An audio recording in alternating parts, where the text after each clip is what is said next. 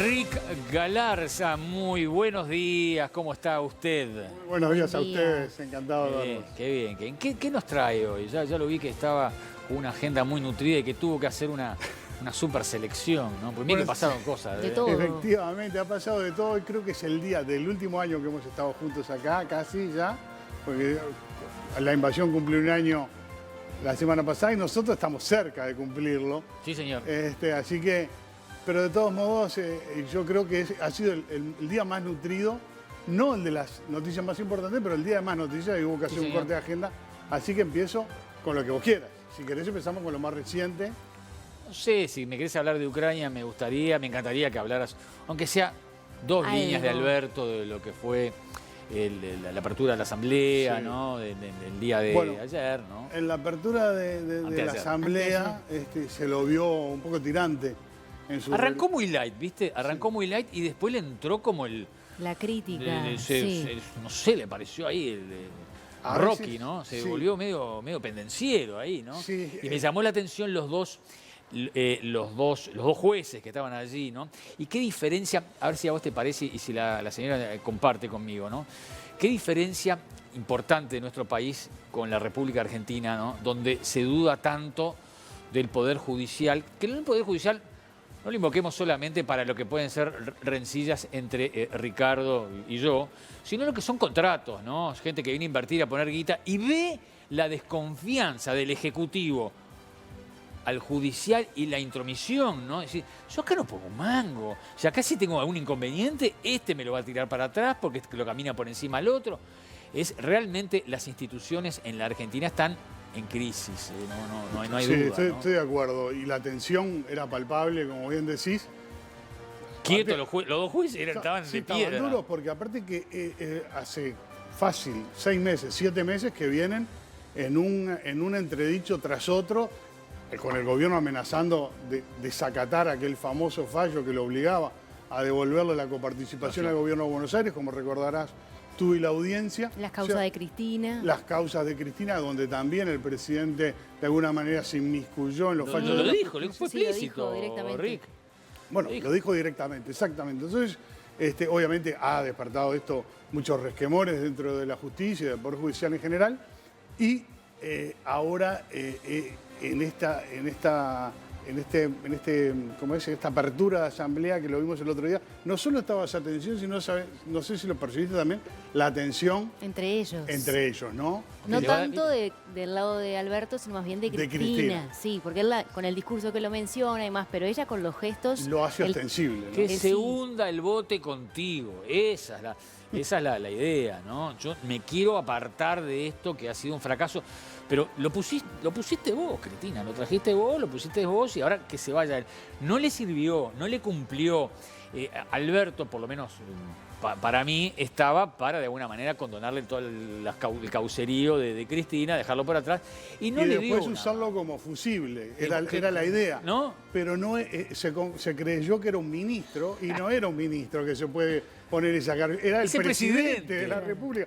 Entonces es una situación tan anómala y tan compleja a la vez que no sé cómo se va a terminar resolviendo. Ella se quiere desmarcar, como bien decís, porque el gobierno de él ha tenido una serie de fracasos importantes que lo han llevado a una impopularidad muy baja. El que menos se lo cree es él, ¿no? Porque quiere de vuelta. No, sí, él quiere postularse, ¿no?, a la reelección. Vamos a ver cuántos votos saca. De todos modos, las últimas noticias son tremendas, ¿no? Lo que pasó en Rosario. Eso te quería con hablar. este atentado. Con la amenaza a Messi, sí. A la balearon al familia supermercado. de la esposa de Messi, con mensaje narcoterrorista, podemos... Contanos un poco, Ricardo, de qué se trata. Se bajaron dos tipos en una moto, valieron el supermercado de la esposa de Messi y le dejaron una nota amenazante que decía: Messi, te estamos esperando. Y Habquín, que es el intendente de Rosario, Pablo Habquín, dice, no te va a cuidar porque también es narco. Con lo cual, te das cuenta, más allá de que sea una locura. Ya Rosario tiene una crisis enorme. Exacto. Ya Rosario, que es un enclave muy delicado con el tema del narcotráfico, y a la misma vez, esto es solo la punta del iceberg, porque ha habido 2.300 muertos en los últimos años, solo con ajustes de cuentas entre el narcotráfico. Entonces, es una cosa que se le está yendo de las manos y volviendo a Alberto, ¿no? Dijo ayer, algo más habrá que hacer. Como pero si no demasiado concreto, como bueno, sí, algo más sí, pero ¿qué? No demasiado concreto y aparte como si no estuviera ya terminando su mandato, como si lo estuviera empezando. Y el ministro también nos han ganado. Y Aníbal. El narco ha ganado. Sí. O sea, que también tiene unos antecedentes en Quilmes algo dudosos respecto de este mismo tema, ¿no? Ricardo, para que la audiencia conozca, en Rosario se está dando una guerra entre pandillas que no son solo los monos, sino hay una cantidad. O sea, están narcos de todas partes del mundo, ¿no? Hay mafias, hay hasta mafias japonesas, hay mafia italiana, mafia rusa. O sea que es una suerte de epicentro de distribución donde la droga también pasa por acá, ¿no? O sea, Rosario es un punto estratégico de distribución, ¿no? Y se ha vuelto un lugar. Y además, ¿por qué es importante? ¿Por qué le cuento esto, señora? Porque Rosario es un lindo destino, porque está cerca de nosotros. Está tan cerca como Buenos Aires. Entonces, muchas veces agarramos el auto con la nafta tan barata y terminamos en Rosario. Rosario es un destino hoy sumamente peligroso. Rosario siempre estuvo cerca, decía Fito Páez, ¿no? Sí. Pero bueno, ahora sigue estando cerca desde el punto de vista de la distancia, pero muy lejos, inmerso en un mundo del narcotráfico que no voy a decir que en el resto del Río de la Plata desconocemos, porque también salpica, pero que se ha convertido en un epicentro del narco en esta parte del mundo bastante preocupante. Y más incluso, dicen algunos expertos, que la triple frontera, que ya era un tema complicadísimo, ¿no? Me refiero a la frontera entre Brasil, Argentina y Paraguay, ¿no? ¿Cómo la ves entonces? ¿Cómo sigue esto? No, realmente... Acá si no le declaran la guerra al narco, esto no quiero... me encantaría que me dijeras también dos renglones de Bukele, ¿no? Porque también está muy vinculado a lo que fue la solución de Bukele, ¿no? Donde Petro dice que esto... Petro dijo que eran campos de concentración. ¿no? Contémosle que es la cárcel que estuvimos hablando el día lunes, la cárcel más grande de toda Latinoamérica, donde se pretende albergar a 40.000 narcos, más que nada de las maras, ¿no? De las distintas maras, meterlos ahí, 40.000. Y bueno, mostramos las imágenes que eran bastante polémicas las imágenes, pero fue la única forma que entendió este presidente tan joven, Bukele, de poder ir contra el narco, ¿no? O sea, le declaró la guerra. Es lo que están pidiendo, por lo menos en Rosario, ¿no? Que se le declare la guerra al narco, que con la policía convencional no se está pudiendo hacer nada, ¿no? Las imágenes son muy impactantes, ¿no? ¿En la sobre cárcel? todo, sí, hablando de la mega cárcel de Bukele, sobre todo en la forma del traslado, en que van unos pegados. Yo creo que eso, primero, es muy inhumano, más allá de que los crímenes de estos señores también lo sean. Creo que es una cosa que excede. Se le fue un poquito la mano. Bueno, las organizaciones de derechos humanos se han manifestado. Me parece. Sí, se han manifestado varias organizaciones de derechos humanos. Pero Rick, les preguntan a las propias personas, El Salvador, un lugar realmente pobrísimo, ¿no? O sea, ahí estamos viendo las imágenes de la cárcel, ¿no? Están el 95% de acuerdo con el proceder de Bukele con respecto a las maras. No, y no me extraña. Yo he estado en El Salvador, en casi todo el país, y en San Salvador.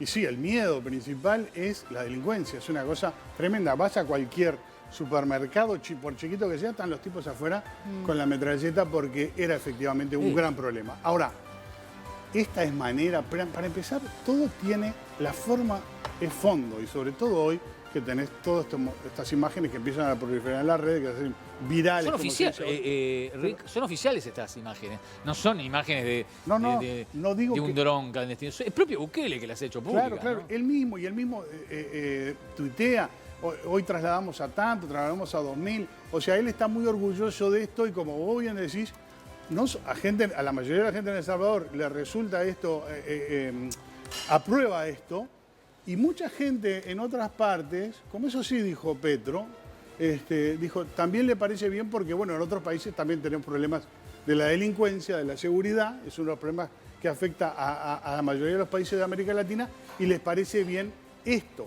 Ahora, yo ahí sí coincido con Petro, me parece que ha sido un exceso total, más allá de lo que vos, o sea, en Estados Unidos el sistema de cárceles todos conocemos cómo es también, pero La Supermax no tiene nada que ver con esto. Una cosa es, sí, pero una cosa es tener un sistema carcelario estricto, prisiones de máxima seguridad, y otra cosa es este pavoneo, este show off. Pero ¿no? ¿Cómo se han dado las va más allá, detenciones también, ¿no? Mirá que va más allá. Bukele, antes de meterlos en cana, los mete en la plaza pública y los muestra. Por eso, a O sea, eso me refiero. Ah. Eso está mal violar los derechos humanos en cualquier circunstancia, pero mucho más hacerlo en público para un golpe de efecto. Sí. ¿Me explico? Es medio medieval, ¿no? O sea, Me parece medieval, exactamente. Entonces, más allá de que él haya sido un presidente, al parecer en otras cosas, como he visto, porque me he dedicado, muy eficiente en otros temas. es bastante moderno.